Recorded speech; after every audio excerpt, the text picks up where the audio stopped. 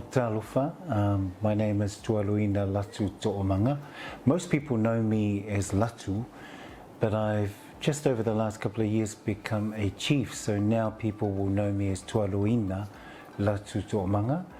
I was working at Porirua College, very proud to be there and doing some work in the well-being space. It's like a one-stop shop in the college, and my team were piloting something called under neurosequential model in education, where we look at kids that really stress for whatever reason at college, and we kind of support them through the basics of relationship, how to kind of solve the issues around your trauma that you're going through. And that trauma could be anything to do with lack of attendance, not coping in the classroom, struggling to connect with other people, and also struggling to actually stay calm, because often they might release in anger. They might show it in anger, or they might be really dissociative and be ultra quiet and you're not sure what's going on. So we really came in PC, Porirua College, to do some care around the students that we wanted to help transition from primary through to college. Kids that were really struggling to look at the timetable and read to get around this big, all of a sudden massive big complex place, facility, school, and tried to help them with mentoring, counselling, anything along that, youth support, just beautiful work like that in one space.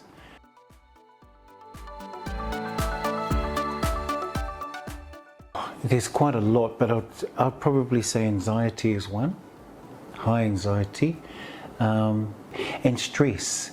Sometimes they're just not sure what to do, who to go to, and not sure how to deal with the stress that they're holding.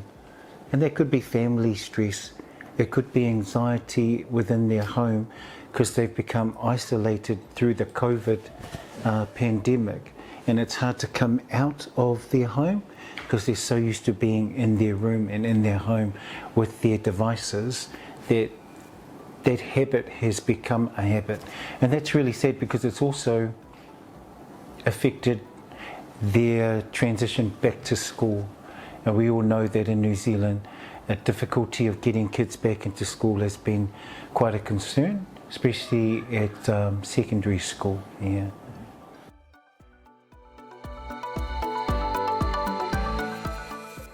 So anxiety, it might be their ability to connect with others, so they no longer feel that or know how to actually say hello to another person.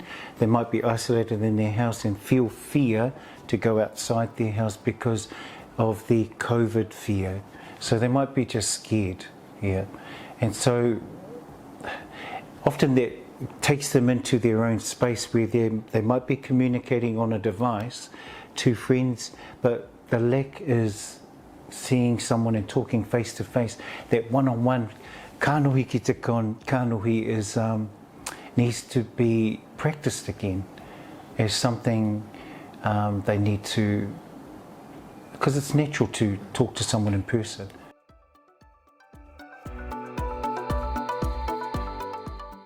I think there's down to some basic stuff here.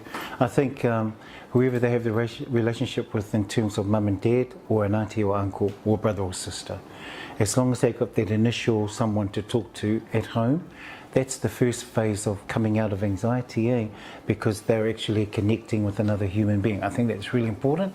And then their little steps into, okay, so today maybe we'll try and, can you get the mail from the letterbox? And that's a big step.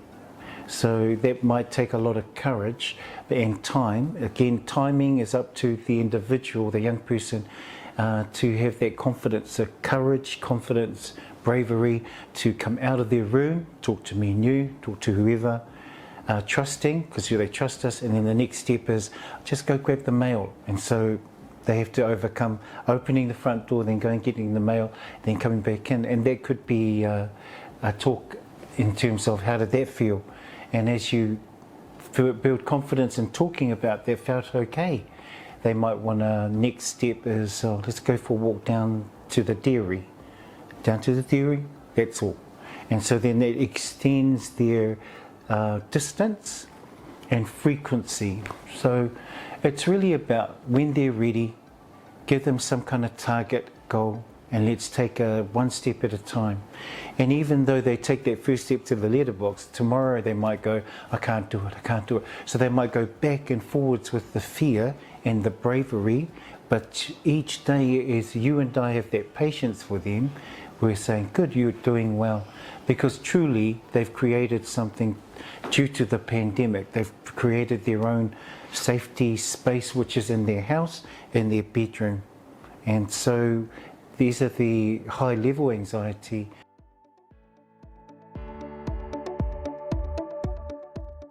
So there's a lot of gentle care from a parent or a caregiver to their kids. But remember, these little things that you're helping them step by step, huge in the long run. It's a big thing in the long run, because it's almost like you're trying to teach them how to walk. You teach kids how to talk again. And it's that breathing. Another strategy is that breathing. Okay, you're okay? Just take your time. I'm not ready, Dad. I'm not ready. And you go, it's okay. That's fine. Just take a couple of breaths. Okay, you ready? Okay. And the point is, you're very close to that person that needs you. They trust you. You stay with them all the way from the beginning to the appointment, to the finishing of the appointment, walking out to the car, in the car, close the door, and even almost to get them back to the house, in the house. Oh, thank you, I'm home, yay. And then they're back to their safe place and can talk. So I'd say caregivers, adults, we need to put ourselves in their space and realise that this it's a huge event for them, because if their appointment is at 12 o'clock, their anxiety is building and building and building. So even that we might have to set up the morning, because they could sabotage that space and go, by the time it hits 12, they're like, I don't want to go now, I'm not coming out of the room. So again, talking, getting them ready for what's coming.